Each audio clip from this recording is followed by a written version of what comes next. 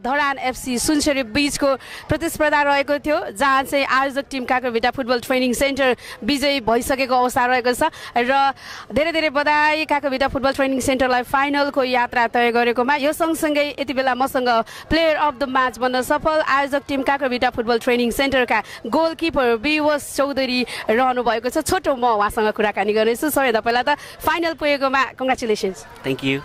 खेल एकदमै रोमाञ्चक रह्यो होइन? सुरुमा गोल खाएर फेरि गेममा चाहिँ कमब्याक गर्न कतिको गाह्रो भयो?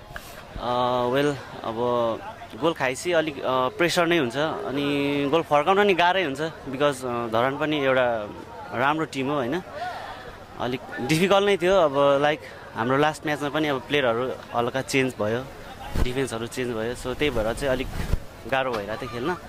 तर all the way we win, that's good news. Okay, so यो अब घरेलु मैदान रह्यो आयोजक टिमको होइन? यसमा चाहिँ यहाँको होम ग्राउन्ड भएको हिसाबले पनि यहाँको घरेलु समर्थकको जुन साथले कतिको सहयोग पुग्यो जस्तो लाग्छ? वेल अभियसली अब आफ्नो अब होम ग्राउन्डमा खेल्नु पाउँदाखेरि अब खुसी नै भइन्छ। अब त्यसमा अब अडियन्सहरूले पनि सबैजनाले धेरै सपोर्ट गरिदिनु भयो। So happy for audience.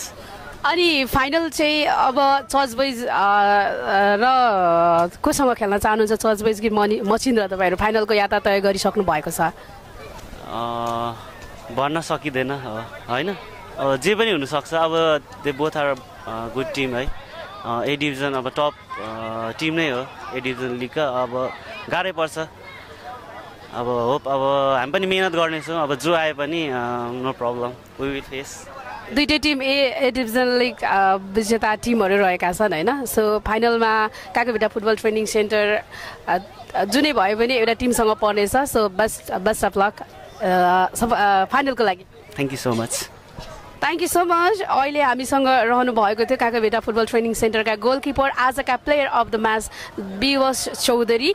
So यति बेला हामी खेलाडी.com को अफिसियल फेसबुक पेज र युट्युब च्यानल मार्फत तपाईँहरूसँग जोडिरहेका थियौँ र यतिन्जेलसम्म हामीलाई देश तथा विदेशमा रहेर साथ दिनुभएकोमा थ्याङ्क यू सो मच। भोलि फेरि हामी दोस्रो सेमी फाइनल खेल तपाईँहरूमा church boys united versus Machhindra FC बिचको रोमाञ्चक प्रतिस्पर्धा लिएर आउनेछौँ। तपाईँ हामी सबैजना जोइन हुन सक्नुहुनेछ र आज भने